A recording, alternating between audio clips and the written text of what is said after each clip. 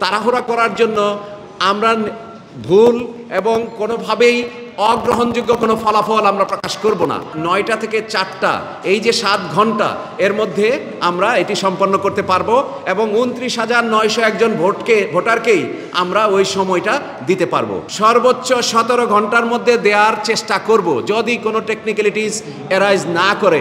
আমরা বহুদিন পর রাজশাহী বিশ্ববিদ্যালয়ে কেন্দ্রীয় ছাত্র সংসদের নির্বাচন করতে যাচ্ছি, বা আপনি যে বিষয়টি উত্থাপন করেছেন এইটি আমরা যথাযথ গুরুত্বের সাথে প্রশাসনের সাথে আমরা গতকালকে আলোচনা করেছি এবং প্রশাসনিকভাবে আপনারা জানেন রাজশাহী বিশ্ববিদ্যালয় শুধুমাত্র তার নিজস্ব ক্যাম্পাসের মধ্যেই সীমাবদ্ধ নয়, এটি একটি বাংলাদেশ রাষ্ট্রের একটি গুরুত্বপূর্ণ বিভাগে এবং এখানকার জনগোষ্ঠী যারা আছেন তারাও আমাদের বিশ্ববিদ্যালয় পরিচালনার ক্ষেত্রে অনেক সময় সহযোগিতা করেন, তারা সংশ্লিষ্ট থাকেন। ফলে আপনার যে বিষয়টি এসছে যে আশেপাশের স্থানীয় অস্থানীয় এই ধরনের কোনো বিভেদ আমরা মনে করছি না।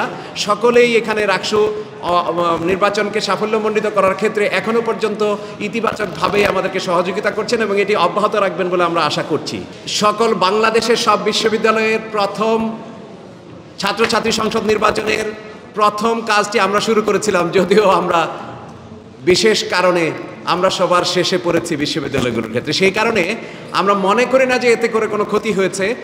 আমরা মনে করি যে বিলম্বে হলেও আমরা যেন নির্ভুল একটি নির্বাচন করতে পারি। আপনি ঠিকই বলেছেন যে ফলাফলের বিষয়ে ঢাকা বিশ্ববিদ্যালয় এবং জাহাঙ্গীরনগর বিশ্ববিদ্যালয়ের যে তিক্ত অভিজ্ঞতা মধ্যে দিয়ে গিয়েছি সেগুলি আমাদেরকে অনেক লেসন দিয়েছে। আমরা ওই বিশ্ববিদ্যালয়ের অভিজ্ঞতাগুলো শেয়ার করেছি এবং সেটাকে কি করে এই রাজশাহী বিশ্ববিদ্যালয়ের নির্বাচনে কোনোভাবেই প্রভাব না ফেলে সেই জায়গায় আমরা সতর্ক থেকেছি। আপনাদের জ্ঞাতার্থে শুধু এটুকু বলতে পারি, আমরা যে বিশেষজ্ঞ কমিটি করেছি আপনারা জানেন যে ওএমআর মেশিনে এটি রিড করে আমরা যথাসম্ভব দ্রুততার সাথে ফলাফল প্রকাশের চেষ্টা করব এবং নির্ভুল। তাড়াহুড়া করার জন্য আমরা ভুল এবং কোনোভাবেই অগ্রহণযোগ্য কোনো ফলাফল আমরা প্রকাশ করব না। আমরা ইতিমধ্যে যে 43 সদস্য বিশিষ্ট ন্যাশনালি এবং ইন্টারন্যাশনালি যারা রিনাউন্ড স্কলার আছেন, রিনাউন্ড সায়েন্টিস্ট আছেন, যারা এই ক্ষেত্রে অনেক বেশি অভিজ্ঞ বিশেষজ্ঞ, তাদেরকে দিয়ে আমরা কমিটি করেছি। কেন্দ্রে ভোট গ্রহণ শেষ হওয়ার সাথে সাথে সকল কেন্দ্র থেকে আমরা ব্যবহৃত ব্যালট বাক্স যেটি শিলগালা থাকবে সেইগুলির বিশেষ নিরাপত্তা বেষ্টনীর মধ্য দিয়ে আমরা কাজী নজরুল ইসলাম মিলনায়তনে নিয়ে আসব এবং কাজী নজরুল ইসলাম মিলনায়তনে আমাদের ফলাফল কেন্দ্র হিসেবে এটা আমরা ঘোষণা করেছি, আপনাদের মাধ্যমে জাতিকে জানিয়েছি এবং সেখানে আমরা চেষ্টা করব যে 17টি হলের ধারাবাহিকভাবে আমাদের যে মেশিনের যে ক্যাপাসিটি আছে সেই ক্যাপাসিটি ধরে আমরা একটা প্রেডিকশন দিয়েছি, ফোরকাস্ট দিয়েছি যে আমরা কত ঘন্টার মধ্যে সেই ফলাফল প্রকাশ করতে পারি, নির্ভুল ফলাফল প্রকাশ করতে পারবো, তত বেশি এটি মিডিয়ার মাধ্যমে সারা জাতির কাছে গ্রহণযোগ্য হবে। এই বিষয়টি আমাদের মাথায় আছে, আমাদের চিন্তায় আছে এবং আমরা স্বাভাবিকের চাইতে অতিরিক্ত সময় নিব না। আমরা 28,901 জন ভোটাধিকার প্রয়োগ করবেন। আমরা আশা করি বাংলাদেশের প্রেক্ষিতে মানুষ যেভাবে রাকসুকে নিয়েছে আমরা শতভাগ ভোটারের উপস্থিতি চাই।